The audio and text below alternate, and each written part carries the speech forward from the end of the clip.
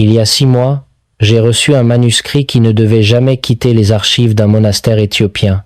Un texte si ancien que les moines eux-mêmes hésitaient à le traduire. Sur la première page, une seule phrase tracée à l'encre rouge. « Ce qui s'est passé entre la mort et la résurrection changera tout ce que vous croyez savoir. » Ces mots se sont gravés dans mon esprit et depuis, ma perception du christianisme n'est plus la même.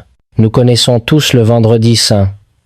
Nous nous souvenons des épines, des clous, du cri qui déchira les cieux. Tout est accompli, et nous célébrons le dimanche de Pâques, la pierre roulée, le Sauveur ressuscité sortant dans la gloire. Mais le samedi, cet espace silencieux entre la mort et la résurrection, ce jour que la plupart des sermons évitent, que la plupart des croyants ignorent. Avez-vous déjà entendu ce qui s'est vraiment passé entre la croix et le tombeau vide ? Car selon des textes préservés pendant des siècles dans les monastères coptes et éthiopiens, Jésus n'était pas en train de se reposer. Il n'attendait pas. Il est descendu. Et là où il est allé, aucun homme n'était jamais revenu vivant. Avant de vous révéler ce que j'ai découvert, vous devez comprendre quelque chose de fondamental. L'histoire que nous avons reçue en Occident est incomplète. Ce n'est pas une théorie du complot, c'est une simple réalité historique que les spécialistes connaissent mais que personne n'ose dire clairement. Des enseignements entiers ont été effacés, non pas parce qu'ils étaient faux, mais parce qu'ils étaient dangereux pour les structures de pouvoir. Des textes qui parlaient d'une bataille cosmique que Jésus a menée dans les profondeurs invisibles, d'une victoire si radicale qu'elle a fait trembler les fondements de l'enfer lui-même. Quand Luc 23,4 nous dit que Jésus rendit l'esprit, cela soulève une question que la plupart des gens ne posent jamais. Quand cet esprit a quitté son corps, où est-il allé ? Nous sautons souvent directement de la croix au tombeau vide, du Vendredi Saint au dimanche de Pâques, comme si rien ne s'était passé entre les deux. Mais avant que Jésus ne sorte du tombeau, avant qu'il ne remonte vers le Père, son esprit est allé quelque part d'abord. Avant de monter, il est descendu. Avant de réapparaître parmi les vivants, il est entré dans des royaumes cachés aux yeux des hommes. Les textes anciens parlent d'un lieu appelé paradis, un espace de repos pour les âmes des justes qui attendaient la promesse de Dieu. Ce n'était pas encore le ciel dans sa plénitude finale. C'était une chambre d'attente, un lieu de consolation séparé du tourment. Un endroit où se tenaient Abraham, Isaac et Jacob. Où se trouvaient les prophètes qui avaient été persécutés, battus et tués pour la vérité, où attendaient les hommes et les femmes fidèles qui étaient morts en croyant en un Messie qu'ils n'avaient jamais vu. Et au moment où Jésus a expiré sur la croix, son esprit est entré dans ce royaume même. Imaginez le choc, la stupéfaction, le saint tremblement qui a dû traverser le paradis lorsque toutes les prophéties auxquelles ils s'étaient accrochés pendant des générations se sont soudainement tenues devant eux, non pas comme un rouleau, non pas comme une vision, mais comme une personne vivante. La semence promise d'Abraham, le fils de David, le serviteur souffrant et le roi à venir. Il n'est pas arrivé comme une âme condamnée, mais comme le Messie victorieux, annonçant que le temps de l'attente était terminé. Mais ce qui s'est passé dans le paradis n'était que le début. La descente de Jésus ne s'est pas terminée dans le royaume du réconfort.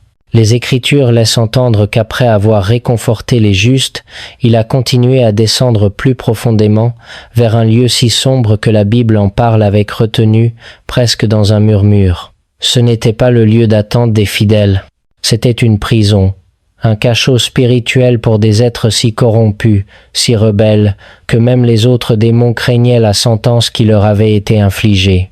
La première lettre de Pierre 3,18-19 soulève le voile juste assez pour nous permettre de l'entrevoir. Jésus, rendu vivant par l'Esprit, est allé proclamer aux esprits en prison. Pierre ne dit pas qu'il est allé les réconforter ou leur offrir le repentir. Il ne dit pas que Jésus est allé prêcher de la manière dont nous concevons la prédication, un appel à se tourner et à être sauvé. Le mot est plus tranchant, plus royal. Il a proclamé. C'est le langage d'un roi délivrant un décret, d'un juge annonçant un verdict qui ne peut être contesté. Mais qui étaient ces esprits enfermés dans les chaînes ? Pour cela, nous remontons le fil jusqu'à la Genèse 6. Nous y lisons l'histoire des filles de Dieu qui ont franchi des frontières interdites, ont pris des femmes humaines et ont engendré les Néphilim, des géants tyrans qui ont répandu la violence et la corruption sur toute la terre. Leur rébellion n'était pas seulement un échec moral. C'était un assaut direct contre l'ordre de la création de Dieu, une tentative de tordre l'humanité au-delà de toute reconnaissance. Jude 6 et 2 Pierre 2,4 expliquent ce qui est arrivé à ces êtres. Ils n'ont pas été laissés libres de rôder comme les autres anges déchus. Ils ont été liés, gardés dans les ténèbres, enfermés dans le Tartare, l'abîme le plus bas, une sorte de confinement spirituel solitaire, en attendant le jugement final. Dans ce royaume, Jésus est entré, non pas comme un autre prisonnier traîné dans la défaite, non pas comme une âme piégée sous le pouvoir de la mort. Il est entré comme celui qui venait de briser l'autorité du tombeau, le juge marchant dans la cellule de détention des condamnés, le saint pénétrant dans la fosse même où la rébellion avait été enfermée pendant des siècles. Et là, dans cette profondeur indicible, il a fait ce que Pierre a dit, il a proclamé. L'Écriture ne cite pas ces paroles exactes, mais peut être que le message était aussi simple et aussi dévastateur que ceci. Tout est accompli. Ces 3 mots, autrefois prononcés sur la croix, ont maintenant résonné à travers le Tartare comme un marteau frappant le fer. Le décret signifiait que tous les plans que ces anciens rebelles avaient lancés contre le plan de Dieu avaient échoué.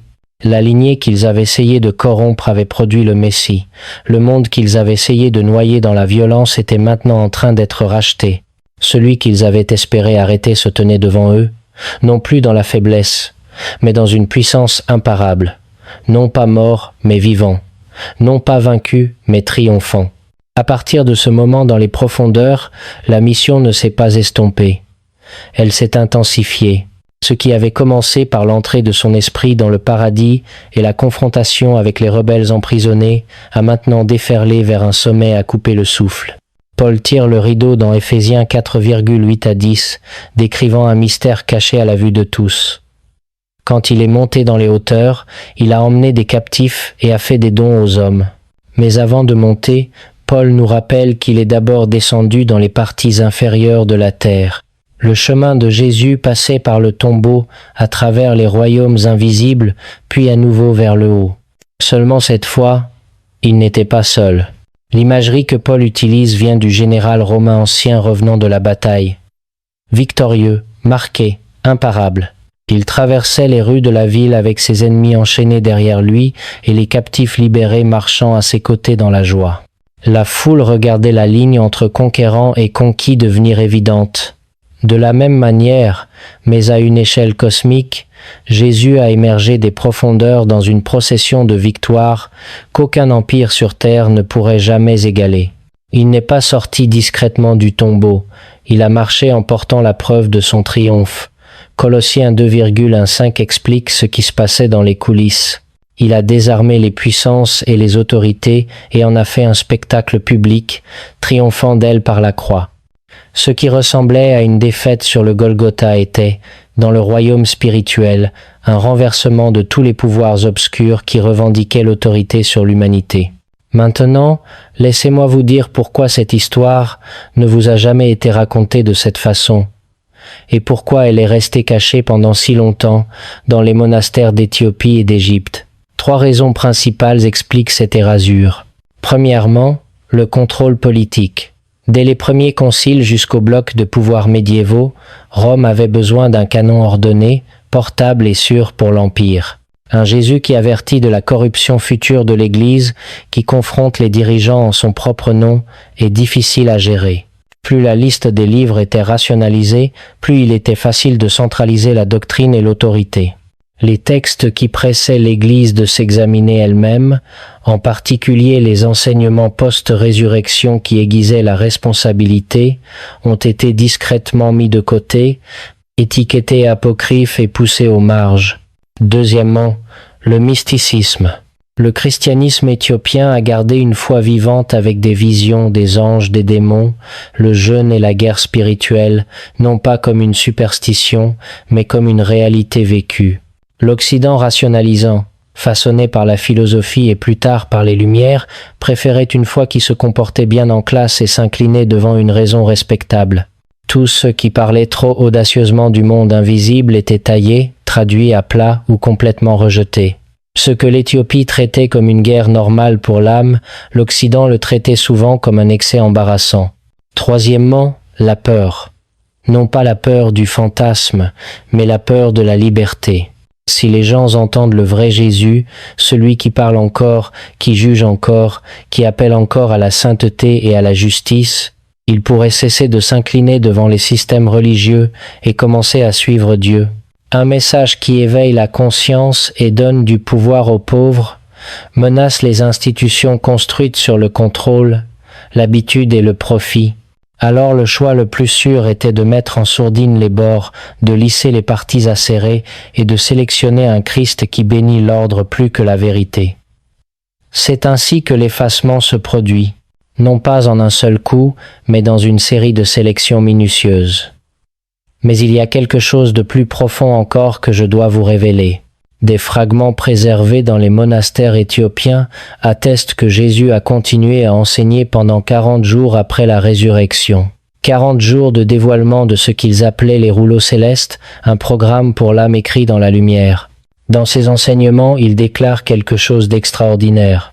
Si vos yeux étaient vraiment ouverts, vous verriez que des anges marchent avec vous, que des démons vous chuchotent à l'oreille, et que chaque pensée que vous avez construit une échelle vers le ciel ou vers l'abîme, l'affirmation est brutale et pénétrante, chaque pensée compte.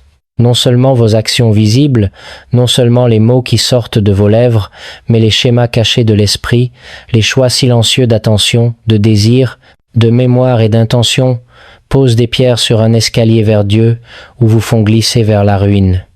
Cette vision résonne avec le mysticisme chrétien ancien qui exhortait les croyants à surveiller leurs pensées, à garder le cœur comme une porte de ville, à refuser l'entrée aux imaginations qui flattent l'orgueil ou nourrissent le désespoir. Étrangement, cela résonne aussi avec ce que la neuroscience moderne observe. Les pensées répétées créent des chemins neuronaux, l'attention devient architecture.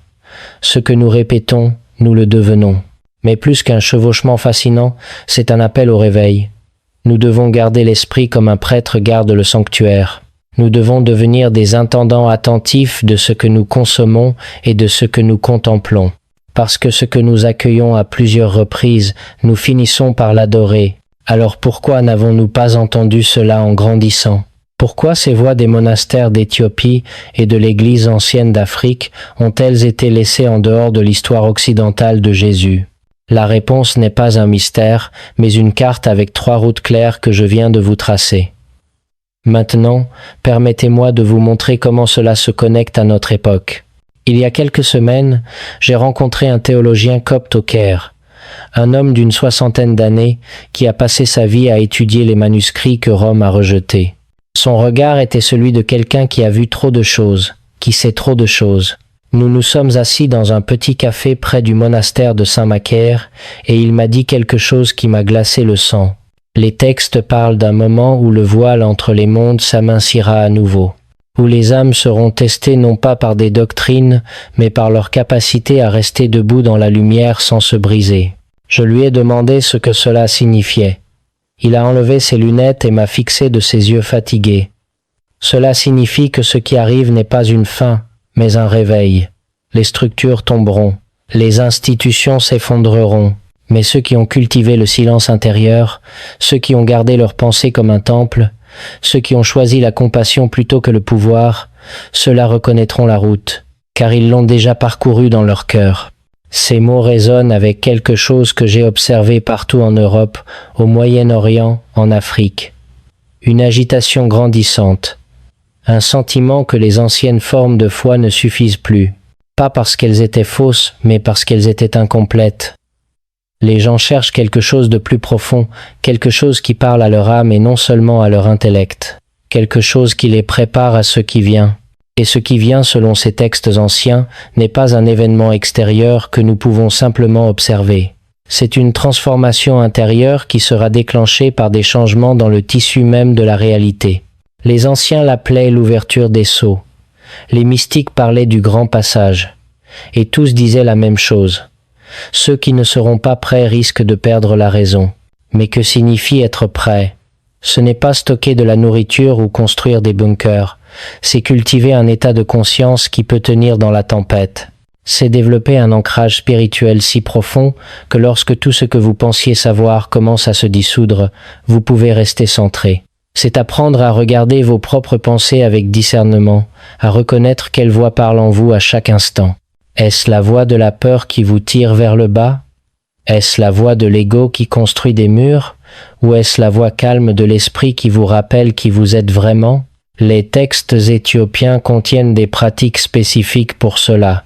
Des méditations sur la lumière intérieure, des exercices de garde des pensées, des jeûnes qui ne sont pas des théâtres de privation, mais des protestations contre l'empire intérieur de la peur et du désir incontrôlé, des prières qui ne sont pas des formules récitées, mais des conversations profondes avec le divin, et surtout, il parle de communauté.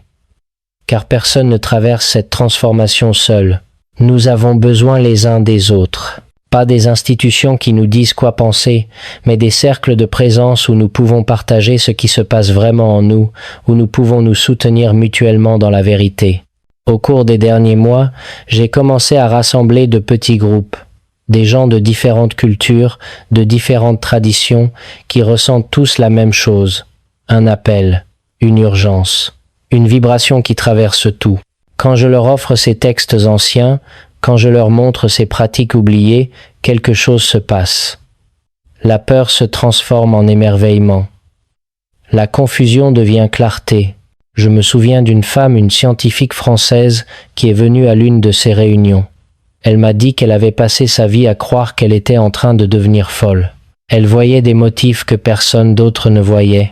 Elle sentait des présences. Elle vivait entre deux mondes. Et tout le monde lui disait que c'était dans sa tête, qu'elle avait besoin de médicaments, qu'elle devait arrêter d'être si sensible.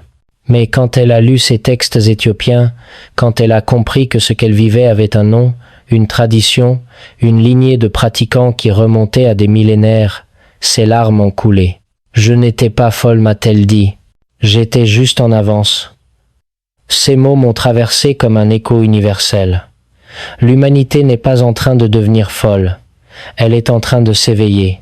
Et même si ce processus est inévitable, nous pouvons choisir comment le vivre. Nous pouvons le vivre dans la peur et la résistance en nous accrochant désespérément à un monde qui s'effondre. Ou nous pouvons le vivre dans la confiance et l'ouverture en sachant que ce qui meurt n'est que la coquille et que ce qui naît est plus réel, plus vivant, plus proche de ce que nous avons toujours été. Les anciens savaient cela. C'est pourquoi ils ont construit leur temple sur des lignes d'énergie spécifiques. C'est pourquoi ils ont laissé des symboles gravés dans la pierre. Pas pour nous avertir de fuir, mais pour nous rappeler de nous souvenir que nous sommes plus que des corps, plus que des esprits. Nous sommes des êtres de lumière qui ont choisi de vivre une expérience humaine pour apprendre, pour évoluer, pour devenir. Et maintenant, cette expérience entre dans une nouvelle phase. Une phase où le voile s'amincit, où la frontière entre le visible et l'invisible devient poreuse, où les capacités que nous avons oubliées commencent à se réveiller. Télépathie, clairvoyance, guérison. Pas comme des pouvoirs magiques que certains auraient et d'autres non, mais comme des facultés naturelles de la conscience humaine que nous avons simplement désappris à utiliser. Un neuroscientifique avec qui j'ai parlé m'a expliqué que si la conscience est non locale, ce que suggèrent certaines expériences quantiques, alors nos esprits ne sont pas enfermés dans nos crânes. Ils sont des fenêtres ouvertes sur le même champ d'intelligence cosmique. Les filtres qui nous faisaient croire que nous étions séparés sont en train de se dissoudre. Nous n'acquérons pas de nouveaux pouvoirs. Nous étions poire, que nous étions pouvoir, que nous étions poire au poire, que nous étions poire au poire, que nous étions poire, que nous étions poire au poire, que nous étions poire au poire, que nous étions poire, que nous étions poire, que nous étions poire, que nous... Nous nous souvenons de ce que nous sommes. Ce n'est pas une punition. C'est un réveil. L'humanité brise la coquille de son sommeil millénaire. Ceux qui restent ancrés dans leur ego le percevront comme une perte. Ceux qui s'ouvrent le vivront comme une renaissance. Je le vois partout. L'angoisse, les crises, les peurs inexplicables. Les psychologues appellent cela des troubles, mais ce sont les symptômes de la transformation. L'ancien monde se dissout, et l'âme collective le sait. C'est pourquoi nous avons besoin de guides silencieux, des êtres capables de rester centrés pendant que tout change. Je les appelle les gardiens de la transition. Je les forme partout où je vais. Leur tâche n'est pas d'enseigner, mais d'incarner le calme, de se souvenir au milieu du chaos que tout est lié. Ils n'offrent pas de réponse, mais leur présence suffit. Dans les moments de silence les plus profonds, j'ai vu ce qui va arriver. Une terre lumineuse, des villes intégrées à la nature, des esprits qui communiquent par le cœur. Il y aura de la douleur, oui, mais ce sera la douleur de l'accouchement, car ce qui naîtra durera des éons. C'est pourquoi je vous dis, n'ayez pas peur. Cet événement n'est pas la fin. C'est un nouveau souffle pour l'univers. Cultivez la paix intérieure. Unissez-vous. Observez sans jugement. Pratiquez le discernement. Gardez vos pensées comme un temple. Choisissez la compassion plutôt que le pouvoir. Et quand le voile tombera, seuls les cœurs ouverts reconnaîtront la lumière, car ils l'auront déjà vue en eux-mêmes. L'univers sait ce qu'il fait. Nous sommes son esprit qui s'éveille. Maintenant, laissez-moi vous révéler quelque chose qui relie tout cela à ce que j'ai découvert dans ce monastère éthiopien. Le manuscrit que j'ai reçu contenait une section entière sur ce qu'ils appellent le protocole de préparation dimensionnelle. Un ensemble de pratiques visant à stabiliser l'esprit et à élargir la perception. Il comprend des méditations quotidiennes sur ce qu'ils appellent la lumière christique intérieure, cette présence qui habite en chaque être humain, quelle que soit sa religion ou sa culture. Des exercices d'ancrage pendant les états de conscience élargis, pour ne pas se perdre dans les visions ou les sensations extrêmes. Et des réunions communautaires pour cultiver le soutien et la cohésion, car ce qui arrive va secouer les fondations de tout ce que nous pensions savoir.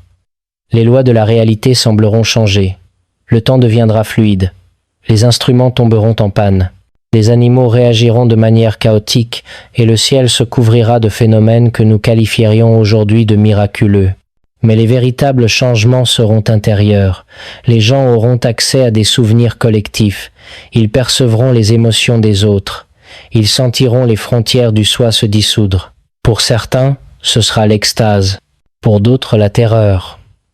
Tout dépendra du degré de conscience atteint. Ceux qui auront cultivé le calme et le discernement franchiront le seuil comme un voyageur qui reconnaît la route. Mais ceux qui vivent ancrés dans leur ego, ceux qui s'identifient uniquement à la matière, à leur nom, à leur statut, à leur possession, risqueront de sombrer dans le chaos. Imaginez que vous découvriez que la réalité n'est qu'un fragment de quelque chose d'infiniment plus vaste. Pour certains, ce sera la libération, pour d'autres, la folie. Et lorsque différentes visions de la réalité coexisteront, la communication entre les êtres humains deviendra le premier défi. C'est exactement ce dont parlait ce théologien copte. Ce n'est pas une fin, c'est une évolution. L'humanité est plus adaptable que nous le pensons. De cette prise de conscience est né un mouvement silencieux. Des groupes partout en Europe, en Afrique du Nord, au Moyen-Orient. Des gens qui se rassemblent non pas pour créer une nouvelle religion, mais pour se préparer ensemble à ce passage. Ils étudient ces textes anciens. Ils pratiquent ces méditations. Ils apprennent à garder leurs pensées. Et surtout, ils cultivent la compassion. Car dans le monde qui vient, la compassion sera la monnaie la plus précieuse que l'or, plus puissante que n'importe quelle arme. La capacité à voir l'autre non pas comme un ennemi, mais comme un reflet de soi-même. La capacité à rester dans l'amour même quand tout s'effondre autour de vous. C'est ce que Jésus a vraiment enseigné pendant ces 40 jours après sa résurrection. Pas une doctrine à mémoriser, mais un état d'être à incarner. Et c'est pourquoi Rome a enterré ses enseignements. Parce qu'un peuple qui vit dans cet état d'être ne peut pas être contrôlé. Il ne peut pas être manipulé par la peur. Il ne peut pas être séduit par le pouvoir. Il devient libre. Et la liberté a toujours été la chose la plus dangereuse pour les empires. Mais les empires tombent. Tous les empires tombent. Et ce que nous voyons aujourd'hui, avec l'effondrement des anciennes structures, avec la montée de l'anxiété collective, avec les signes dans le ciel et sur la terre, n'est que le début de cette chute. Non pas pour détruire, mais pour faire place à quelque chose de nouveau, quelque chose que les prophètes ont vu, que les mystiques ont chanté, que les âmes éveillées ont attendu pendant des siècles. Un monde où la conscience n'est plus fragmentée. où les êtres humains se reconnaissent comme des cellules du même organisme vivant, où la coopération remplace la compétition, où la beauté remplace l'efficacité, où le sacré imprègne le quotidien. Ce n'est pas une utopie naïve. C'est la direction naturelle de l'évolution lorsqu'elle n'est pas bloquée par la peur et le contrôle. Et nous sommes à ce point de basculement maintenant. Le manuscrit éthiopien le dit clairement. Les signes sont tous là. L'accélération des phénomènes inexpliqués, l'augmentation des capacités psychiques chez les gens ordinaires, le sentiment croissant que quelque chose de massif approche. Mais rappelez-vous, ce n'est pas quelque chose à craindre, c'est quelque chose à embrasser, avec préparation, avec conscience, avec courage, car le courage n'est pas l'absence de peur. C'est la capacité à avancer même quand la peur est présente. Et maintenant, plus que jamais, nous avons besoin de ce courage. Le courage de remettre en question ce qu'on nous a dit. Le courage d'explorer ces textes anciens que Rome a rejetés. Le courage de pratiquer ces méthodes que l'Occident a méprisées. Le courage de nous rassembler et de nous soutenir mutuellement dans cette transformation. Le voyage vient de commencer. Et chaque pas nous ramène à ce que nous avons toujours été. Des êtres de lumière qui apprennent à se souvenir. Des fragments de conscience divine qui explorent ce que signifie être humain. Des voyageurs cosmiques qui ont choisi cette époque, ce lieu, cette transformation pour y participer pleinement. Non pas comme des victimes, mais comme des co-créateurs. Non pas dans la peur, mais dans l'émerveillement. Et si vous ressentez cela, si quelque chose en vous résonne avec ces mots, alors vous faites partie de cette vague. Vous êtes un gardien de la transition. Votre tâche n'est pas de convertir les autres, mais de vous transformer vous-même. Et par cette transformation, vous devenez un phare. Un point de référence pour ceux qui se perdent dans la tempête. Une présence qui dit doucement, sans mots, il y a un chemin à travers cela. Je l'ai trouvé. Et tu le trouveras aussi. Le voile s'élève. Et derrière lui nous attend le prochain chapitre de l'évolution humaine. Un chapitre écrit non pas dans les livres, mais dans nos cœurs. Non pas décrété par des autorités, mais vécu par des âmes courageuses qui ont choisi de se réveiller. C'est notre moment, c'est notre appel, et l'univers attend de voir comment nous y répondrons.